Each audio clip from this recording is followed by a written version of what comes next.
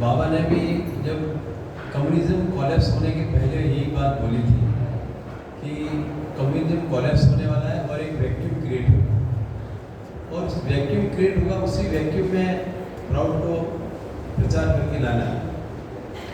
लेकिन हम लोग तैयार नहीं थे उस बात के लिए। तो सबसे पहला है कि हमारी तैयारी नहीं है, क्योंकि जब तक हमारे पास में कैडर नहीं है, हमारे पास में उतना आदमी नहीं है, तो समाज में प्राउड आएगा कैसे? क्योंकि पहले तो आदमी तैयार करने पड़ेंगे। हमारे पास कैडर नहीं है। आज हम लोग पुणे में इकट्ठे हुए कुछ लोग, तो यहीं के लोकल मार्गी भी कितने आए आप देख लीजिए। तो हम किसी तरीके से तैयार नहीं है, और जब तैयार हो जाएंगे तो एक मूवमेंट खड़ा करना पड़ेगा, और मूवमेंट खड़ा हो जाएगा, उसी मूवमेंट से हमको कैडर मिलेगा।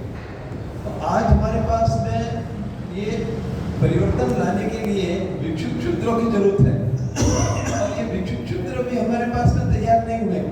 सपोज हम लोग सोचे कि हमारे पास इसकी कैडर तैयार हो गए और हम लोग को गवर्नमेंट को कंट्रोल करने के लिए तैयार, तब वो चेंज कैसे आएगा? तो उसमें हम लोग को हर तरह की पॉलिसी बनानी पड़ेगी, या उसको उसका प्रिंसिपल सेट आउट करना पड़ेगा। क्योंकि अभी हमने इसको सेट आउट किया नहीं, अभी हम लोग उधर पहुंचे ही नहीं है। अभी अगर हम लोग प्राउड का फर्स्ट प्रिंसिपल भी ले कि no one should allow to accumulate the physical wealth without the collective permission of the body, तो उसमें भी कितना करना है, इसके लिए भी आज हम लोगों को नहीं पता। कितना हम लोग को इंडिविजुअल कलेक्ट करना है वो भी नहीं पता हम लोग, और कितना अलाउ करेंगे वो भी हमें नहीं पता। तो अभी उस समय हमको ये सारी पॉलिसीज फ्रेम करनी पड़ेगी, और जब तक ये फ्रेम नहीं करेंगे और जब तक हमारे पास कैडर नहीं है, आप प्राउड लाएंगे कैसे? प्राउड लाएंगे कैसे? क्योंकि अभी जिस तरह का वातावरण है, capitalism on verge of death, तो कैपिटलिज्म के बाद में जब एरा चेंज होगा, तो उसके लिए एरा चेंज करने में भिक्षुक शूद्र भाव बोले वही लाएंगे एरा चेंज करने के लिए। तो एरा चेंज के लिए हमको बिठाएंगे किसको? जैसे मैं अभी सुनील से बात कर रहा था कि बाबा जब जेल से निकले तो बाबा ने एक बात बोली कि I want one piece of land, एक आइलैंड चाहिए जहाँ हम प्राउड का सारा एक साथ हम लोग डिस्ट्रीब्यूशन वहाँ कर सकें। तो वो कलेक्टिव रिस्पॉन्सिबिलिटी नहीं दी थी, कलेक्टिव रिस्पॉन्सिबिलिटी इंडिविजुअल नहीं दी थी, काम नहीं हो गया। फिर बाद में त्रिपुरा में इलेक्शन था, बाबा एक सेंटिमेंट दिया गया कि बाबा want piece of land and then land is Tripura. तो वो इलेक्शन में अपने उन दिनों में 30 लाख रुपए खर्च किया था बाबा जेल से निकलने के बाद, लेकिन सबकी जमानतें जब्त हो गई। तो शशि रंजन जी उसके इलेक्शन के हेड थे, वापस आके बाबा को रिपोर्ट दिया, तो बाबा बोले तुम्हारा विलेज लेवल तो कैडर है? बोले नहीं। तो कैसे इलेक्शन जीतोगे? पर पैसा दे, विलेज लेवल तो कैडर नहीं।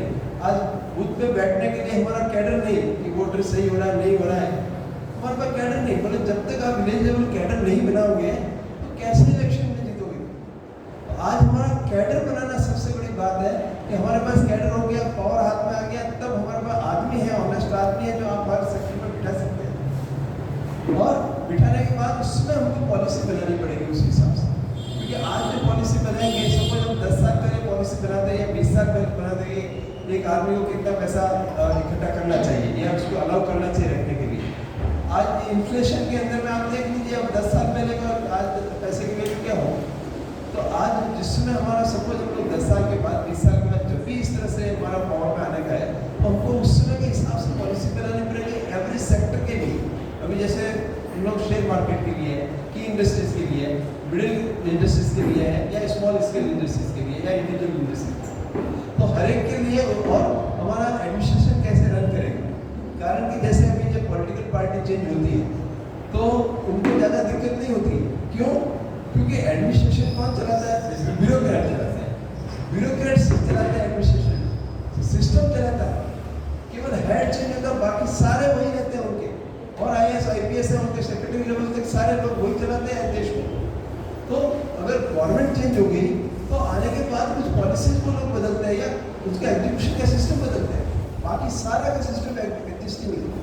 तो प्राउड आएगा तो ऐसा नहीं रहेगा, क्योंकि उस समय जो है वो सारे सिस्टम ही चेंज हो जाएंगे। जैसा दादा बताएंगे उन लोगों को रिप्लेस करना होता है, और अभी जो है पॉलिटिकल पार्टी चेंज होने से रिप्लेस नहीं होता है, क्योंकि उसमें लोअर स्ट्रक्चर तक, इवन सरपंच तक सारा स्ट्रक्चर बना हुआ है और वो सारा उसी तरह से काम करता है। एक्सप्लेन करना पड़ेगा ये कोऑपरेटिव कैसे चलेगा, इसकी भी पॉलिसी हमको ब्रेक करनी पड़ेगी। कोई क्वेश्चन है भी? एक क्वेश्चन सॉल्व हुआ नहीं अभी तक शेयर मार्केट का, बाद में देखेंगे।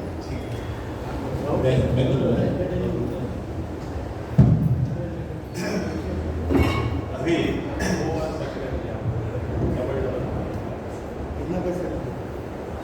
अभी अभी एक बात थी, मेरे सुशील रंजन दादा जी बोल रहे थे कि पुराना घर तोड़कर नया घर बनाना है। बहुत बड़ा एग्जाम्पल है। पुराना घर तोड़ करके रहेंगे कहाँ पर? तो हमको कोई मेकशिफ्ट कैंप तो बनाना पड़ेगा ना, कि पुराना घर तोड़ करके हमने मर जाएंगे, ऐसा नहीं होगा।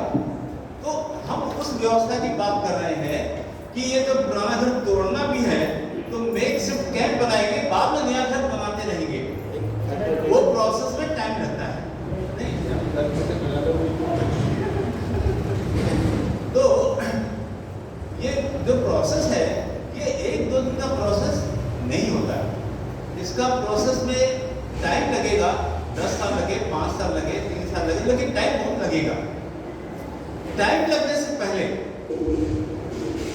एक जस्ट कल्पना कीजिए, पहले मैं हम एक इंडिया की बात कर लेते हैं, थोड़ा लोग को रिलेट कर पाएंगे। आज स्टॉक मार्केट का वैल्यूएशन कितना है? $5 ट्रिलियन। 5 ट्रिलियन डॉलर्स की वैल्यूएशन आज के स्टॉक मार्केट की है। इंडिया की बात कर रहे हैं, पूरे वर्ल्ड की बात करेंगे तो करीब $100 ट्रिलियन अराउंड मार्केट वैल्यूएशन होगी, 100, और इंडिया के 5 होगी। कितनी बड़ी वैल्यूएशन है, कितनी बड़ी वेल्थ है, एक तरह से जिस वेल्थ की वजह से ये सारा सिस्टम चल रहा है। जब लोगों को ये मालूम होगा, अच्छा ये लोग ट्रिलियन का जो वेल्थ है इसमें क्या है? स्पेकुलेशन है। इस स्पेकुलेशन में रियल मनी है भी और नहीं भी है, दोनों चीज हम लोग को स्टॉक मार्केट पर समझना पड़ेगा। भाई कोई आदमी 10 रुपए का शेयर 1000 रुपए में खरीद रहा है, उसने तो रियल पैसा दिया ना भाई, उसने तो 1000 रुपए रियल दिया। एक स्टॉक मार्केट में एक कंपनी का 100% शेयर है तो सर्कुलेशन में कितना है? 10% शेयर होता है। 90% शेयर क्या है? मालिक के पास में पड़ा हुआ है, वो ट्रांजैक्शन में नहीं रहता कभी भी। तो जो वैल्यूएशन किससे हो रही है? इसका 90% कैसे बढ़ रहा है? ये 10% बढ़ गया तो ये 90% भी उसको उसी हिसाब से बढ़ गया। वैल्यूएशन कैसे होता है? हमको उस मार्केट की को पहले समझना होगा।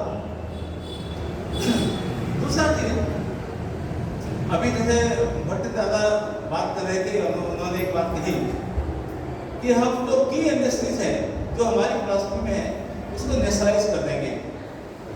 ठीक है, नेशनलाइज कर दिया हमने, तो की इंडस्ट्री एक छोटा सा एरिया हो गया। की इंडस्ट्री वैसे थोड़ा बहुत गवर्नमेंट के पास में है, लेकिन प्राइवेट के पास में भी है। दुनिया की बहुत सारी कंट्रीज में ऐसा नहीं है। इंडिया एक मिक्स्ड इकोनॉमी का कंसेप्ट लेकर के पहले से चल रहा था, इसलिए यहाँ पे गवर्नमेंट कंपनीज भी हैं और प्राइवेट कंपनीज भी, दोनों को एग्जिस्ट करती हैं। अमेरिका जैसी कंपनी में गवर्नमेंट कंपनी जैसा कोई कंसेप्ट नहीं है। तो ये तो सिस्टम कोलैप्स करेगा तो ये पूरे वर्ल्ड में होगा, क्या इंडिया के लिए ये नहीं है। ऐसा नहीं कि स्टॉक मार्केट यहाँ कोलैप्स हो गया वहां से करता रहेगा, ऐसा नहीं होता, ये पूरे वर्ल्ड में होगा। जैसे ही लोगों को पता चलेगा,